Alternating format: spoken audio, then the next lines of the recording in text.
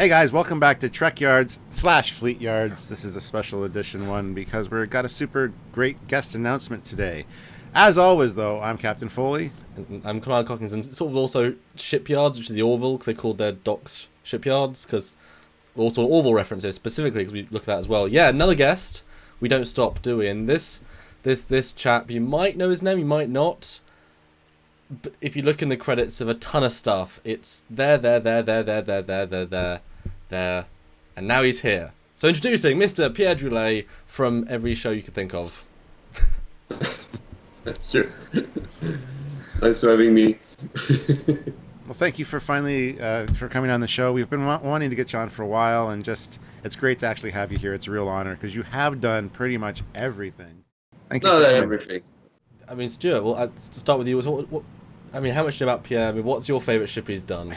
And then we'll let him... I don't know a whole lot about all the work he's done, unfortunately. But I do know for a fact he did the USS Jeffries, which is a fan favorite that everybody wants us to look at on Trekyards. We haven't done that requested. Yet. Yes.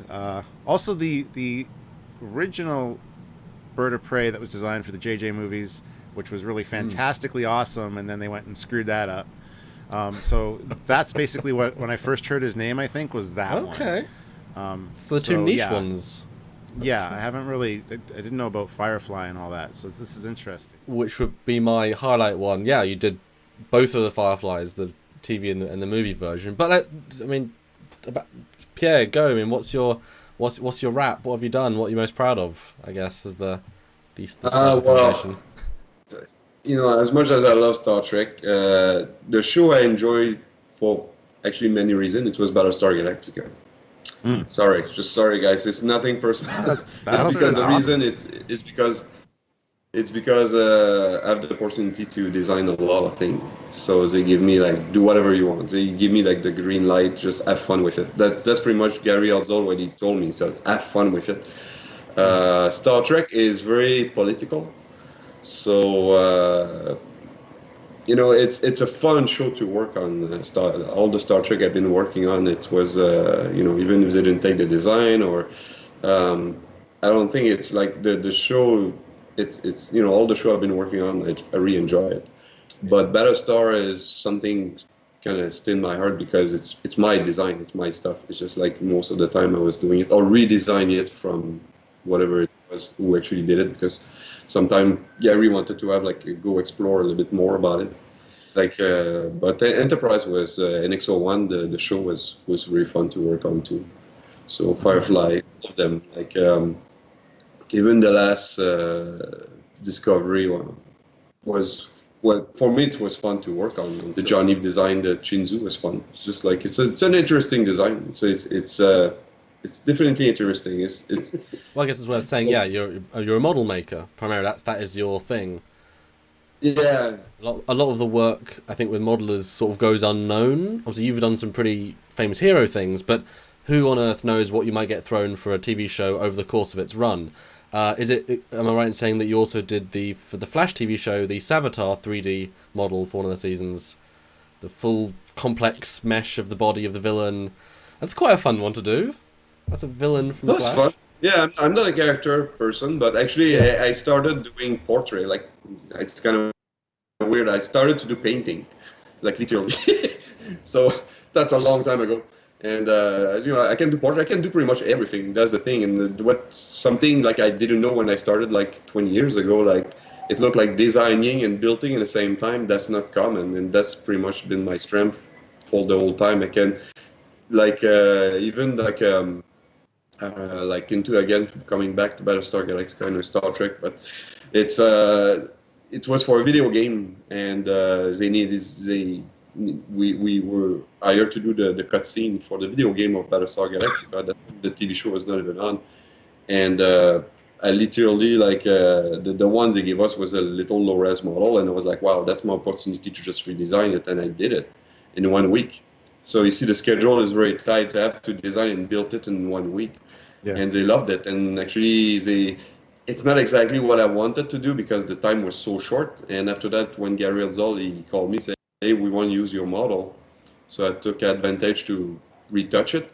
But my model was too beefy and too anyways, there's a lot of stuff like it could not fit in the set, so they actually end up shrinking for what they've been using on the set.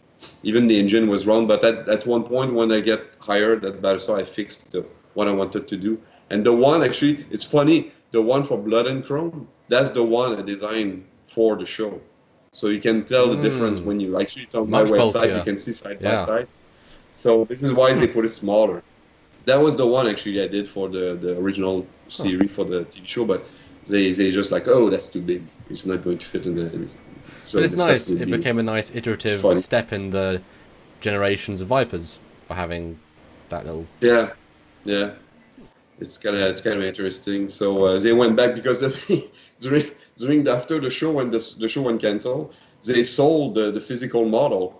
So they said, well, now we're just going to use the CGI one. They say, whoa, don't use this one. Let's use the original one I built. And he's like, oh, Gary said, that's a good idea. So they used this one for Blood and Chrome. So that was pretty cool. So yeah, this is why I said that show was very fun. So they were very open about it. Yeah. Stuart, is this the first of jumping between topics so quickly in so I know, short amount of sorry. time? Is No, that a record? It's fine. It's fun. Yeah. It's like it's barely a go tease, back so we're to teasing Star Trek. everything. Gosh. I mean, Stuart, do you have another question before I think we should get to the full podcast, because so many different things. Yeah. Well, I built about like 150 ship, if it's not more, for like TV shows and movies. So it's a lot.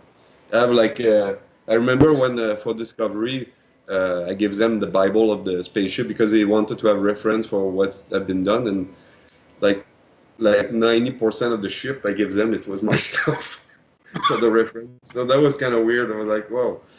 Like I didn't realize I did so many of them. Well, you did kind of Especially for build Enterprise. almost every ship from Enterprise. I mean, you were a primary model maker. Probably 95% of it. Yeah. Oh wow. Very cool. Yeah, a lot. Lot Yeah, of that odd was a- stuff. It was literally once a week or once every 2 weeks, if it's not more sometimes. So not counting the space station and all the other stuff, sometimes background and that painting. That was someone else who was doing most of them. That was Dave Morton. He was really awesome at painting. That was pretty much his main job to do that. Wow. I don't know. There's a lot of names you guys don't know, but those guys are just like fantastic artists. It's just amazing. That's the thing. We're in the background. Nobody care about us. They just No. look at the work, the final. And, We no, care. that's true. It's just, that's the reality. That's the reality. It's okay. I'm okay with that. I'm okay with No, that. we care. Just, like most of the people doesn't know my name, but it's okay. So it's fine. I'm okay with that.